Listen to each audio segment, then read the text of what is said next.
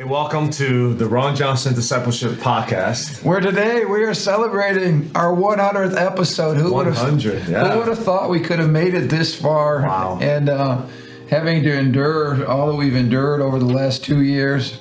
And 2 years, yeah. And all the mask mandates we've had to endure and all the insanity, but how providential as an act of God that our 100th podcast, we're going to be celebrating freedom from these ridiculous masks that we are not going to ever wear again. Yeah, people thought you were like Hannibal Lecter. Like, what's going on there? You didn't know this was a mask with the middle cut out. So I could breathe. So you could breathe. That's what I would do on the airlines. I got so sick and tired of the stupidity and just that controlling spirit. Literally, I would wait for the pretzels to come.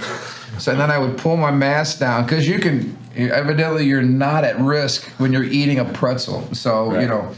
You pull your mask down, and then I would just nibble like a little chipmunk on my pretzel. Licking one salt piece off at a time. It was only an inch-long pretzel, but that could last me a 3-hour-long flight. And I would just sit there nibbling as the stewardess or whatever went by. Yeah, falling asleep with the pretzel hanging out of your mouth. Just smiling. Because I'm serious, it depended on the flight. Some of those folks felt like they were like Nazi prison camp wardens. Yeah, you fall asleep. They had to wake you up because I literally was awakened by one lady because I fell asleep and the mask was not above my nose. I'm like, you've got to be kidding me.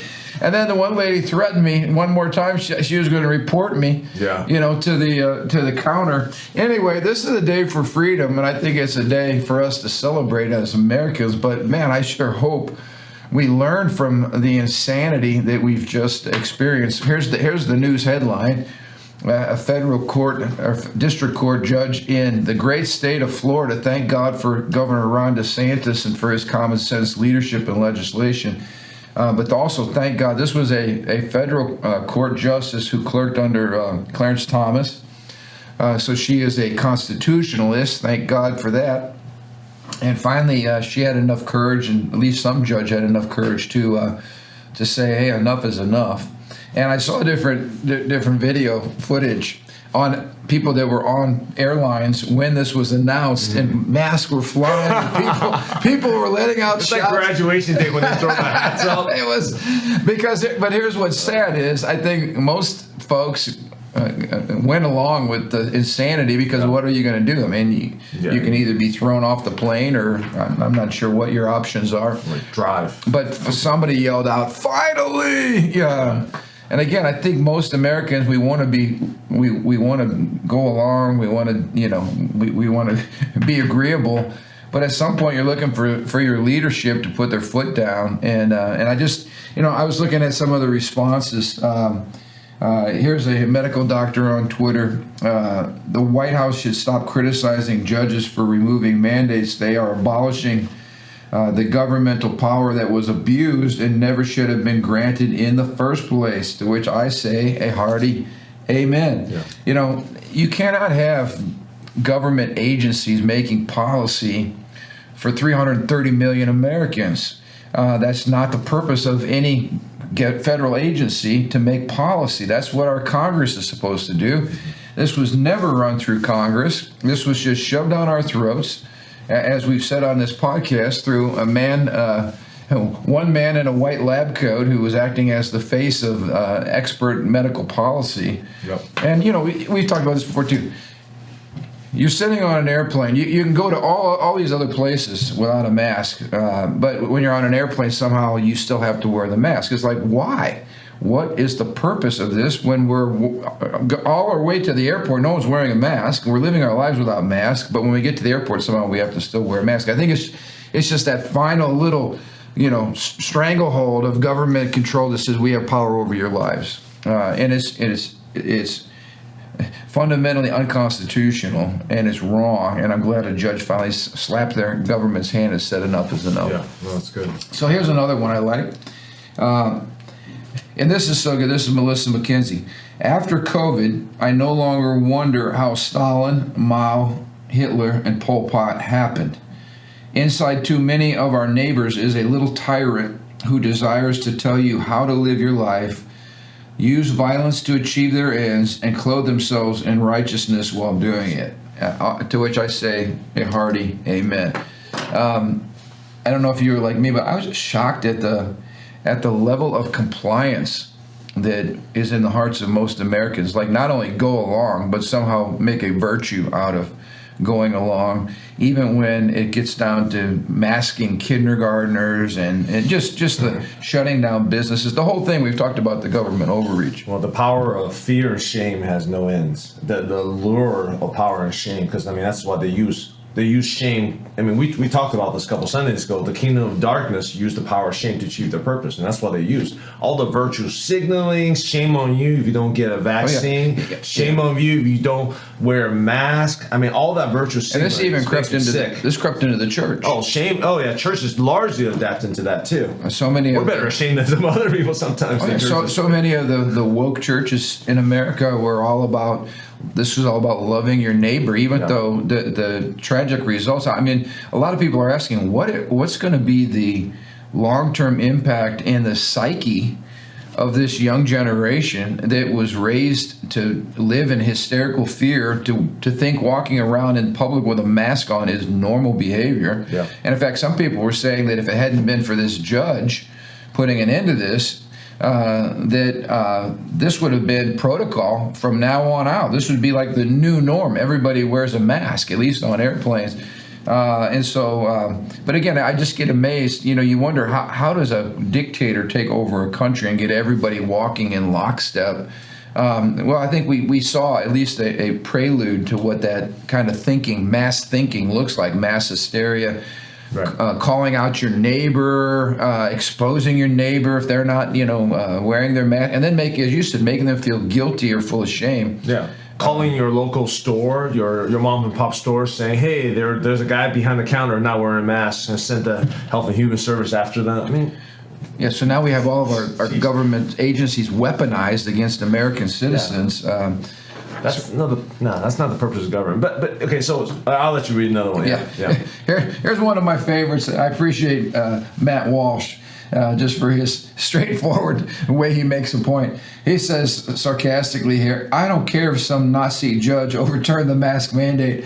I'm not getting on a plane without my astronaut helmet and 3 masks. I will remain loyal to the CDC to the very end."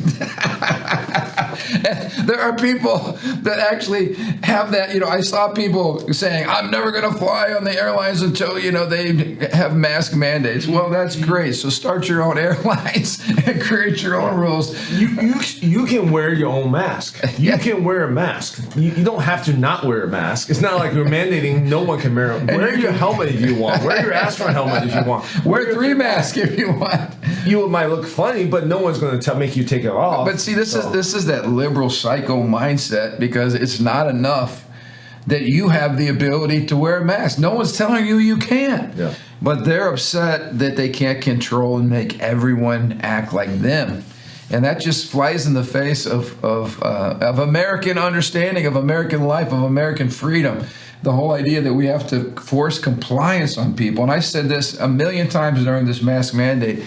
Anytime the word mandate is attached to anything American, it is absolutely un-American at that point.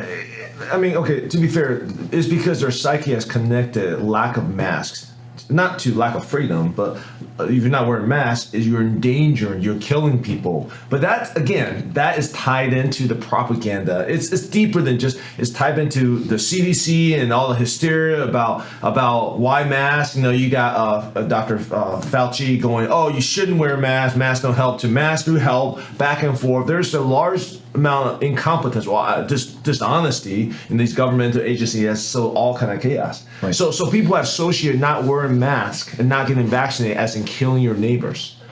And when you use those crazy terms, like those extreme terms like that, that's the results you get. Right. And remember, you're going to kill grandma. We have to have masks on because you might bring the virus home or whatever. It just fear, and then of course we had the news media that was just nonstop and driving that into our heads. So we've got liberal leftist government leaders that are control bound. We've got the news media. We got the CDC. We've got compromised federal agencies. And we have all of this politicized because, interestingly enough, all this was ramped up prior to the last presidential election to push through a lot of election policies that we had never had before. Well, it's interesting. It's the 100th episode, right? I quickly did the math. 52 weeks in a year. So about 100 episodes. We're about 2 years into when we started this podcast. And the reason we started this podcast was because we had to close our when the pandemic first started, we closed our church for like a month or so to try to, the governor and was trying to comply. No one knew what was going on, and we thought it was the next plague or whatever. And so 2 years later, look what has happened. I mean, this is really sobering if you look back. 2 years later, and for me, I have very little trust in mainstream media. I have zero trust. I have -10 trust in mainstream media. Yeah. I didn't have that much trust in governmental agency. Now I'm like, not just not trusting them, I'm deeply skeptical. I'm talking about the CDC, the HHS, the FBI, the CIA, with everything that's happened. Yeah. Okay. I'm deeply lack of trust on an election integrity system. Yeah. Okay. I mean, these last 2 years has been, it might as well be in the last 2 decades. I mean, these 2 years were the longest 2 years probably of my life. All the lack of trust I have in social institutions and governmental institutions. It's been crazy. Yeah. 2 years of this. Yeah, it really exposed a lot of mindsets, ideologies. We always knew this program is about worldview, and many times there was a massive vacuum or void between the media and between Judeo-Christian worldview. In other words, our worldview is not represented in the mainstream media. Now, the logical side of that is, well, these folks are trained in liberal institutions. Many of them do not share our Christian beliefs. Yep. They don't have a personal relationship with Christ. And so it's kind of a naive, just we don't get you guys, and what's coming out is our worldview. But I think it goes deeper than that. I mean, I used to get that, but I used to think it was just kind of benign. We don't understand each other. But now it's clearly that worldview is driving an ideology, excuse me, that is incredibly dangerous to American freedom and liberty and to our Judeo-Christian foundation. You have common sense liberals who are turning against these agendas. Guys like Joe Rogan, guys like Bill Maher. Yeah. Some of these people who as a conservative, I would never listen to these guys. Now these guys are the voice of reason within these 2 years. Yeah.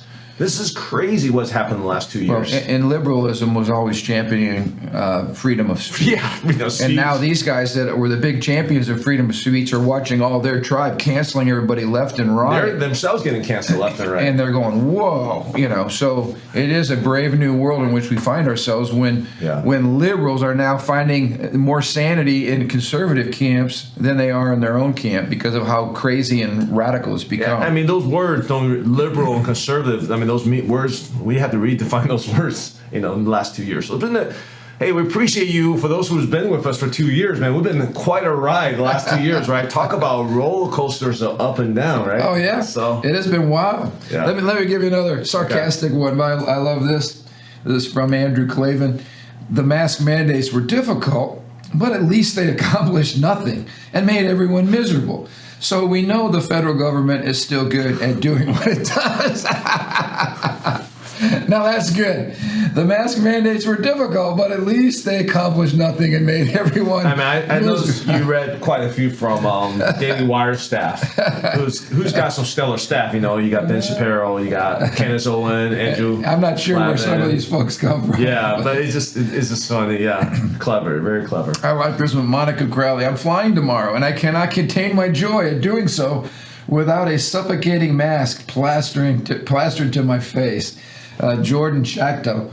The mask mandate will go down in history as perhaps the dumbest religion of the 21st century. Oh, yeah. And I love the way it's called a religion because people who were mask advocates adhered to it with the same, fervency as if that was their new religion. And anyway, so I appreciate that. Here's Peter Doocy with Fox News. asking a great question to the press secretary and getting an absolute stupid answer back, which is what we're kind of used to. Why is it that we sit here in the White House briefing room with no masks, but people can't sit in an airplane cabin with no mask? To which Psaki replies, I'm not a doctor. Now, we heard that same thing. Here's a straightforward, common sense question. We're all sitting here in the White House with no mask, but when we get on an airplane, we have to wear a mask. Why? I'm not a doctor. Remember when the Supreme Court nominee was asked about... I'm not a biologist. Yeah, I'm not a biologist. This is the kind of ridiculous stupidity that comes out of the mouth of very intelligent people when they are confronted with the fact that that all of us recognize that these mandates are ridiculous. The next time the police officer pulled me over for speeding, I'm gonna be like, I'm not a physicist. Sir, do you know you're going 15 miles over the speed limit? I don't know. I'm not a physicist. There's some numbers thing in front of my dashboard, but I'm not an engineer. I can't. I plead the fifth. I don't know what to say. Sir, did you murder that man? I don't know. I'm not a biologist. I'm not a doctor. I mean, I don't know what happens when you shoot someone in the heart. I don't know what that means. I mean, just take that logic down the Talk about did you steal that cookie? I don't know. I'm not an adult. I don't know if I stole that cookie. Here's somebody who makes a point just like we've been making. You can still wear a mask if you want. The people who are upset today are upset because they have lost the ability to coerce you into doing the same. Now, folks, I hope you're paying attention, because why do we want to keep electing people who have taken great joy in micromanaging every aspect of our lives? I mean, are you awake?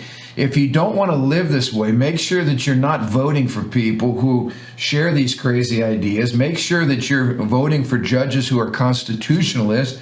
Make sure you understand our system of government, that no federal agency should be able to make policy for Americans. That's the job of Congress.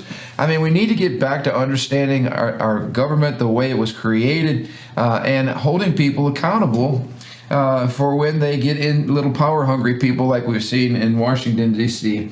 I love this one. Face diapers are over, canceled, done, burn them.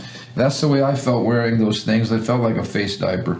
And here I appreciate Thomas Massey. Thomas Massey's been a strong constitutionalist.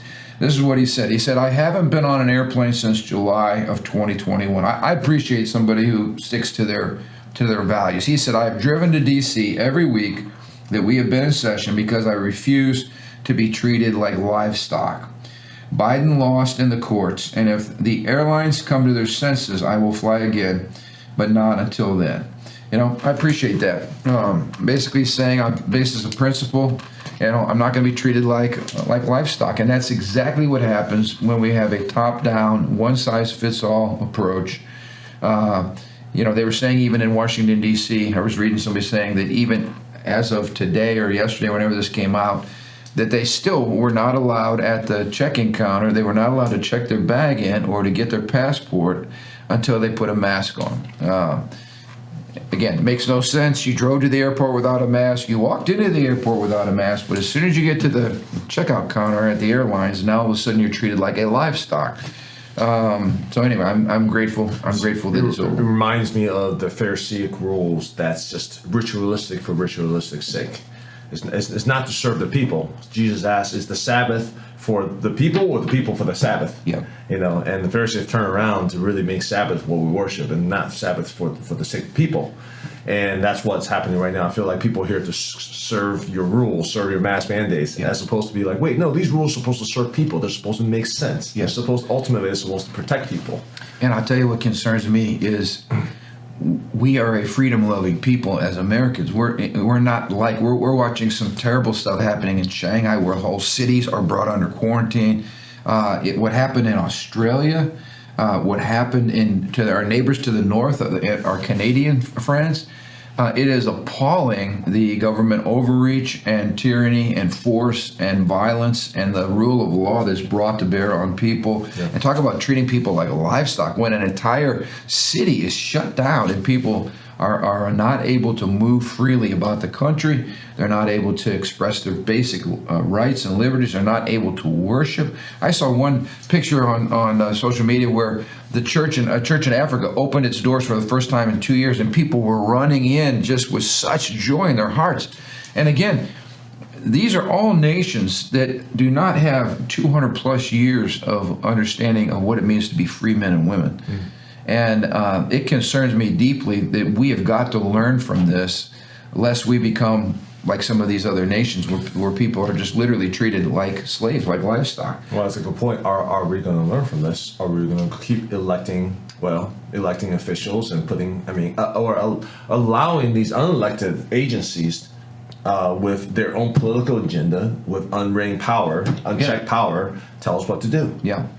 Speaking of that, talking about unchecked power, we were talking about several things that I think most Americans, when they watch the double standard that happens in Washington, D.C., the question is anybody going to be ultimately held accountable? And what we saw was the deep state. We saw the corruption of a lot of these agencies like we just talked about. Yeah. And talk a little bit about two things that are happening right now that most Americans were wondering, is anybody going to be held accountable? One was the Durham report, which again implicates the Clinton the attorney Sussman, who was working for the Clinton campaign. Yeah, and I mean, I'm not going to get into much of the details. I'm sure you guys are aware if you. Yeah, and we're watching it all unfold. But basically, they spied on the Trump campaign from before he, at least what's the Durham report indictment, before grand jury right now. I believe that's the case, or maybe it was before a judge. But during 2016, during Trump campaign to even after he became president, they were spying him. They were making up the whole Russian collusion. They were making up data. They were making up login usernames. Sussman, I believe that's the attorney's name, was spying on there. He was in their network, creating information that looked like Russian connections or Russian. Like the Russians were stealing our election. Well, no, that was he was colluding with the Russians somehow, and he brought those fake documents or reports to I think the CIA and I think the FBI, and that was the basis that they used to try to impeach him. Obviously, when they went through the whole year or whatever, how many months of examination through, I forgot. I think it was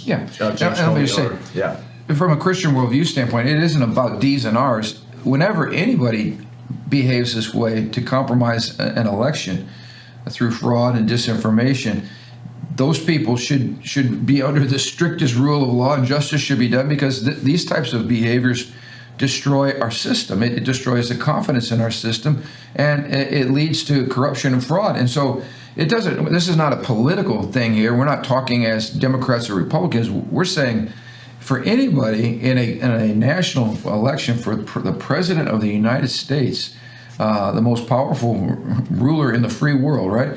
In the world, to see this type of behavior going on, there should be absolute consequences. These people should be put in prison. There should be serious consequences so that it does not happen again. Well, Nixon was basically impeached for something much less worse. And it was wrong, and I'm glad that it happened. Yeah, but this is minor compared to what's going on.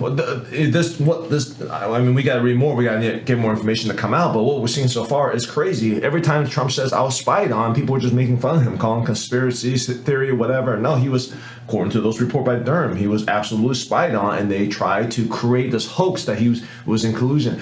I mean, this is crazy stuff. This is like Hollywood movie stuff that's happening in our country. And mainstream media is just shushing it up, covering up. The federal agencies are just complicit. Even when they found out it was fake, they didn't really say anything about it. I mean, man, that's crazy. This is why, like you said, there's a negative 10% confidence in the media, because they cover up, they attack their enemies, they have a clear political bent.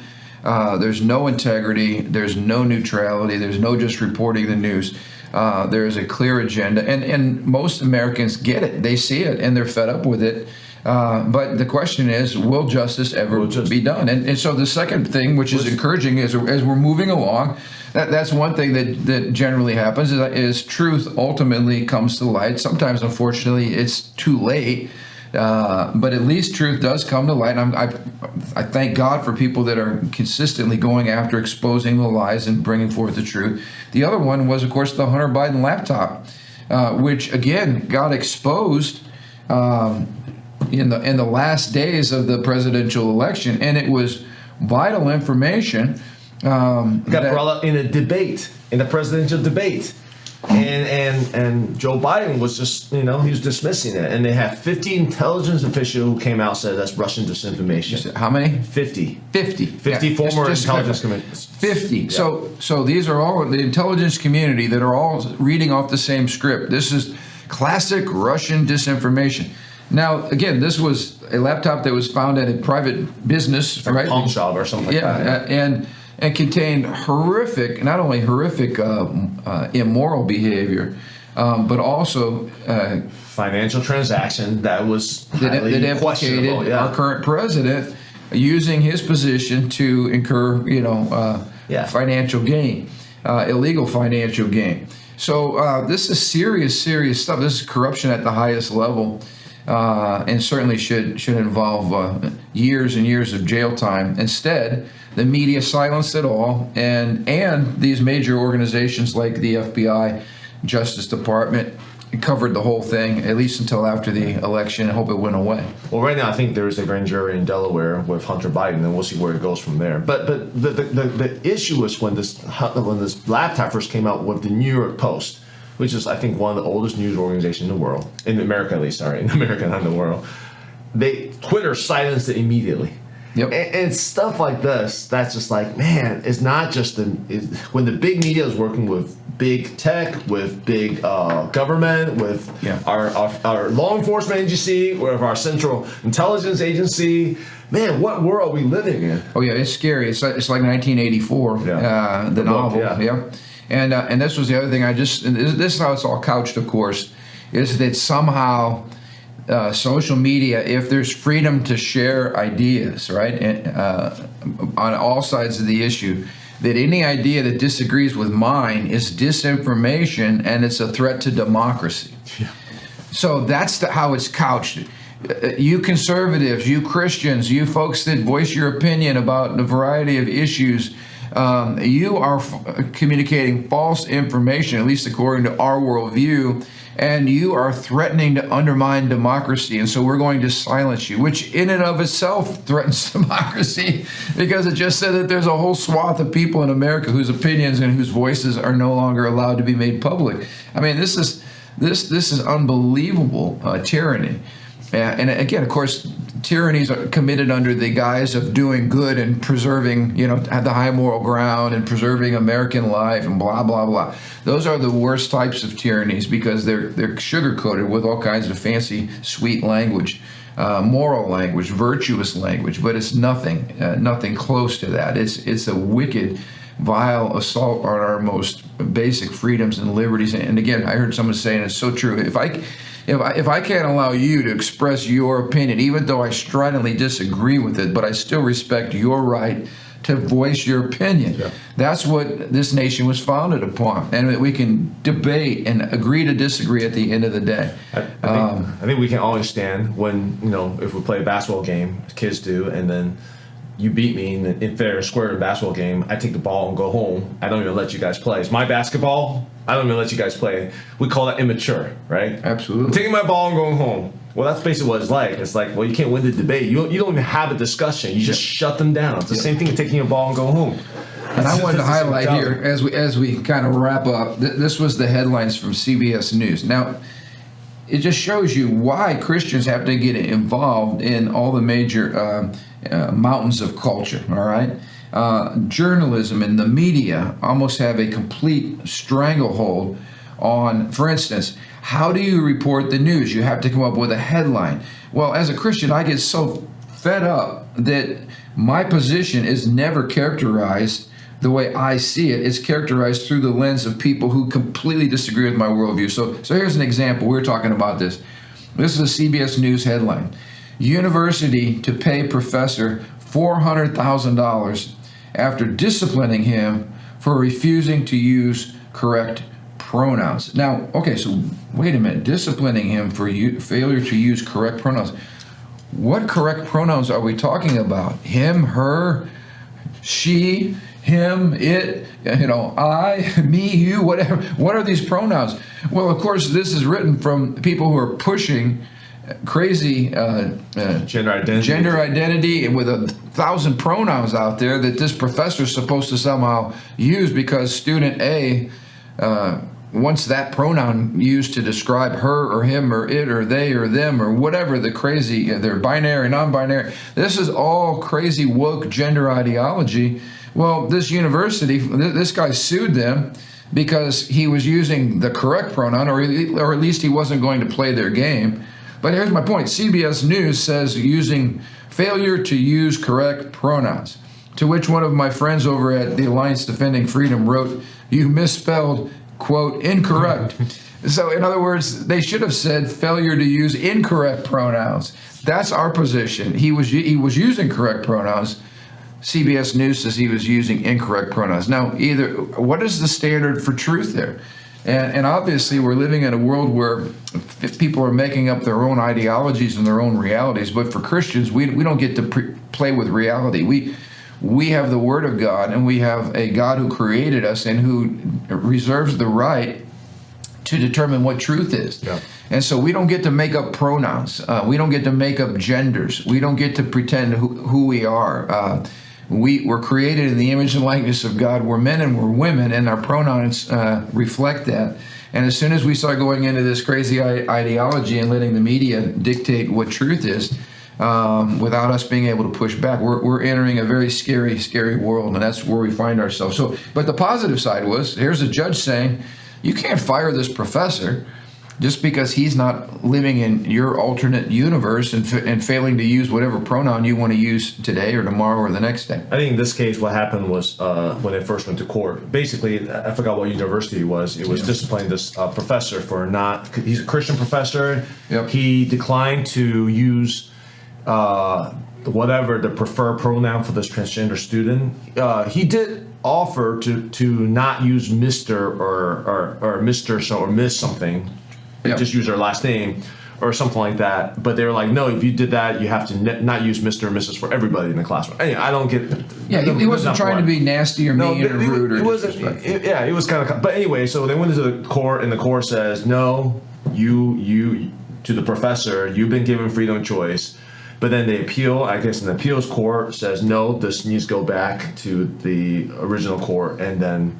When they went back to the original court, the university settled for $400,000, and they will not force them to use whatever preferred pronoun. But I thought the way that CBS framed this was interesting, because it's like people coming up to you and say, "Hey, Ron Johnson, explain to me why you are a racist."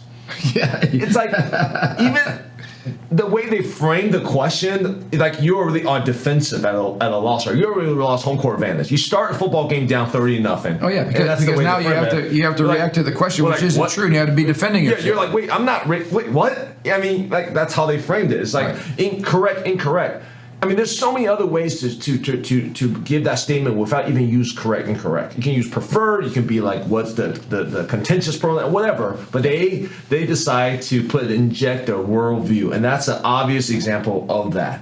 You know, and I'm just like, how often when we read headlines, when people interact with us, they're being trained by these intellectual ivory towers to start the conversation, putting you into their home court. Well, think about all the issues that matter to us. You know, like medical freedom. Oh, you're anti-vaccine. Yeah. No, we're pro-medical freedom. Oh, on an abortion. You're anti-science. Yeah. You're anti-choice. Yeah. No, we're really pro-choice. We just want you to be held accountable for the choices that you make. Yeah. I mean, the list goes on and on and on.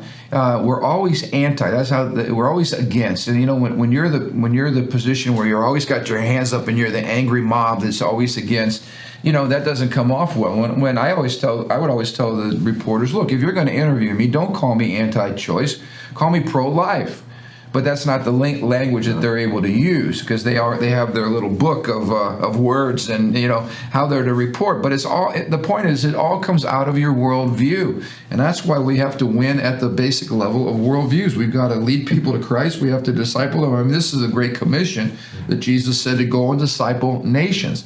But bottom line is, and I think this has been the contention of this podcast, is we belong in every arena of life. We belong in law, we belong in government, we belong in the courts, we belong in media, We belong everywhere, because if our salt and light, our presence is not there, we end up being absolutely overrun by an ungodly, humanistic, man-centered, godless worldview that always leads to tyranny.